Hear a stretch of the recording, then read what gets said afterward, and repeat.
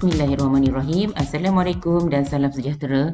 Apa khabar semua? Jom pasak sejarah bersama dengan cikgu. Dan pada sesi kali ini kita masih lagi dalam bab 2 tingkatan 4 iaitu kebangkitan nasionalisme. Dan pada sesi kali ini cikgu akan fokus kepada 2.7 iaitu mengenai perkembangan nasionalisme. Jadi nak tahu bagaimana perkembangan nasionalisme di negara kita? Jom bersama dengan cikgu. Perkembangan nasionalisme di negara kita, kita boleh lihat dalam 3 aspek inilah, iaitu yang pertamanya ialah golongan intelektual. Dalam golongan intelektual ni, kita akan lihat pula kepada golongan yang berpendidikan agama, golongan berpendidikan Inggeris dan juga golongan berpendidikan Melayu. Jadi ini dalam golongan intelektual. Nanti kita akan pergi dengan lebih lanjut lagi. Dan untuk aspek yang kedua pula ialah dalam penulisan. Di sini kita akan lihat penulisan di dalam akhbar, majalah dan juga karya kreatif. Dan akhir sekali aspek yang ketiga kita akan lihat pula dalam pertubuhan ataupun persatuan. Di sini kita akan sentuhlah mengenai Kesatuan Melayu Singapura. Kemudian kita akan lihat juga mengenai Persaudaraan Sahabat Pena yang kita kenali juga sebagai PASPAM. Kemudian kita lihat pula kepada Kesatuan Melayu Muda yang kita kenali sebagai KMM. Dan akhir sekali kita akan lihatlah dalam persatuan yang melibatkan masyarakat Cina dan juga India.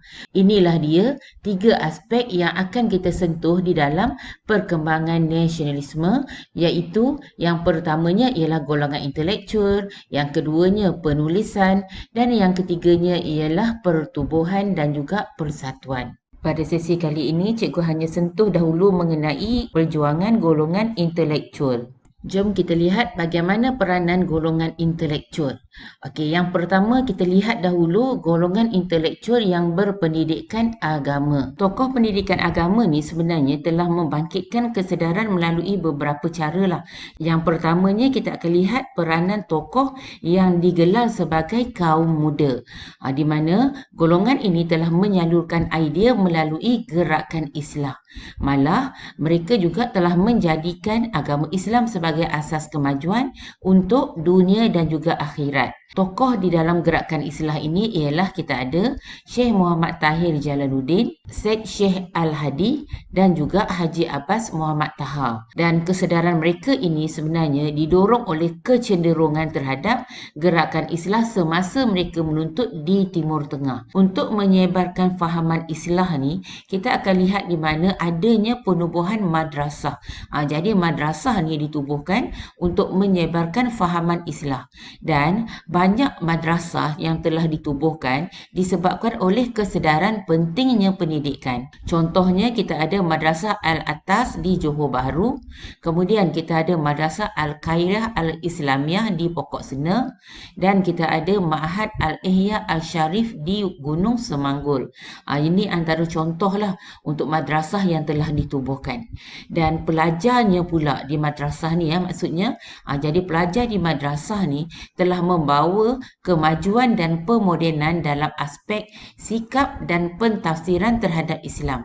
Dan di sini juga wanita telah diberi peluang untuk belajar. Malah pembentukan intelektual baharu Islam ini telah mendorong mereka untuk berusaha untuk menyatukan rumpun Melayu dan memajukan Islam melalui pentafsiran baharu seperti yang dibawa oleh reformis Mesir. Idea mereka ini kemudiannya disalurkanlah melalui akhbar dan juga majalah, di mana akhbar dan majalah ni nantilah yang akan membangkitkan kesedaran nasionalisme. Contohnya kita ada Al-Imam, Al-Ihwan, Neraca dan juga Tunas Melayu. Okey, itu tentang intelektual berpendidikan agama. Jadi kita lihat pula kepada intelektual berpendidikan Inggeris. Maktab Melayu Kuala Kangsar iaitu MCKK telah ditubuhkan pada tahun 1905. Jadi maktab ini ditubuhkan untuk melahirkan intelektual berpendidikan Inggeris dan sekaligus nanti berperanan dalam perkembangan nasionalisme. Asalnya, MCKK ni ditubuhkan untuk melatih anak bangsawan bagi diserapkan dalam pentadbiran British. Namun kita lihat lepasan maktab ni juga telah menggunakan kedudukan mereka untuk menyuarakan hak untuk mendapatkan pendidikan bagi orang Melayu. Dan antara tokoh bagi intelektual berpendidikan Inggeris ni, kita ada Raja Chulan Raja Abdullah, kemudian kita ada Mahmud Mat, kemudian kita ada lagi Muhammad Yunus Abdullah dan juga Raja Uda Raja Muhammad. Ini antaralah intelektual yang berpendidikan Inggeris. Jadi mereka ni yang berpendidikan Inggeris ni bertugas sebagai pegawai kerajaan. Dan di sini mereka juga telah menuntut untuk memperbaik taraf hidup orang Melayu.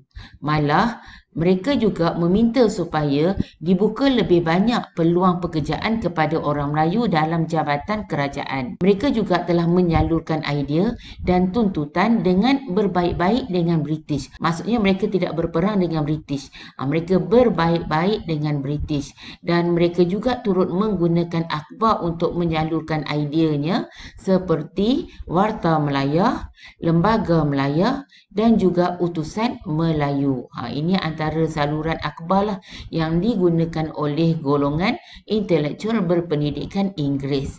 Jadi itu tentang golongan intelektual berpendidikan Inggeris.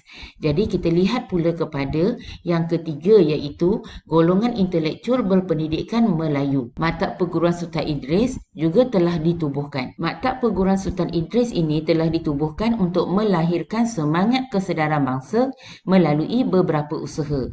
Okey, yang pertama kita lihat dahulu kepada peranan guru. Contohnya, kita ada O.T. Dusek, kemudian Abdul Hadi Hasan, Abdul Hadi Abdul Manan dan juga Harun Aminur Rashid.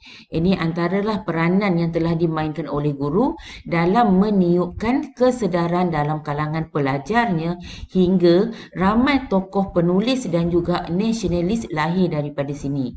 Dan kemudiannya telah ditubuhkan Pejabat Karang Mengarang. Pejabat Karang Mengarang ni, ketua penterjemahnya ialah Za'bar. Di sini, buku yang berkualiti telah dihasilkan.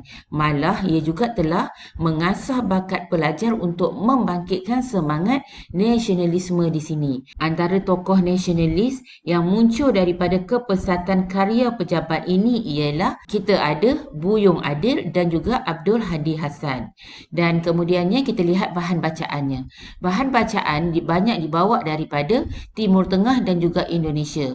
Malah SITC ni, iaitu Maktab Perguruan Sultan Idris ni lah, merupakan taman ilmu di mana mereka banyak mendedahkan pembaharuan dari negara luar. Kita lihat pula dalam kurikulum SITC, iaitu Maktab Perguruan Sultan Idris ni, di mana ia menitik beratkan mata pelajaran sejarah. Di sini kita lihat pelajar telah diberi pendedahan tentang keagungan Empayar Melaka. Dengan adanya keagungan Empayar Melaka ini, kita akan lihatlah ini akan menaikkan semangat kebangsaan masyarakat tempatan. Selain itu, mata pelajaran anyaman dan kesihatan serta sukan dianggap penting dalam kurikulum SITC. Dan pada tahun 1929, lahirlah Pertubuhan Ikatan Pemuda Pelajar dan Ikatan Semenanjung Borneo yang melahirkan Kesatuan Melayu Muda. Di mana Kesatuan Melayu Muda ni merupakan persatuan yang radikal. Kesimpulannya, perkembangan nasionalisme dalam aspek peranan golongan intelektual, kita boleh lihat kepada 3 aspek, iaitu yang pertamanya ialah intelektual yang berpendidikan agama. Yang ini kita akan merujuk kepada tokoh-tokoh daripada gerakan Islah. Kemudian yang keduanya kita lihat pula kepada intelektual yang berpendidikan Inggeris, dan kita akan lihatlah peranan yang dimainkan oleh MCKK, iaitu Maktab Melayu Kuala Kangsar. Dan yang ketiga, kita akan lihat bagaimana peranan yang telah dimainkan oleh Maktab Perguruan Sultan Idris yang kemudiannya telah melahirkan semangat kesedaran kepada masyarakat setempat.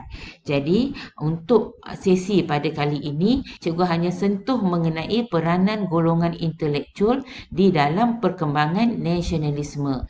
Untuk video yang berikutnya, cikgu akan sentuh pula kepada perjuangan melalui penulisan yang melibatkan akhbar dan majalah dan juga karya kreatif. Untuk itu, cikgu berhenti dahulu di sini. Semoga usaha kita diberkati dan kejayaan milik kita semua. Jadi jangan lupa ikuti video cikgu yang berikutnya dalam bahagian kedua perkembangan nasionalisme. Sekian, terima kasih. Bye.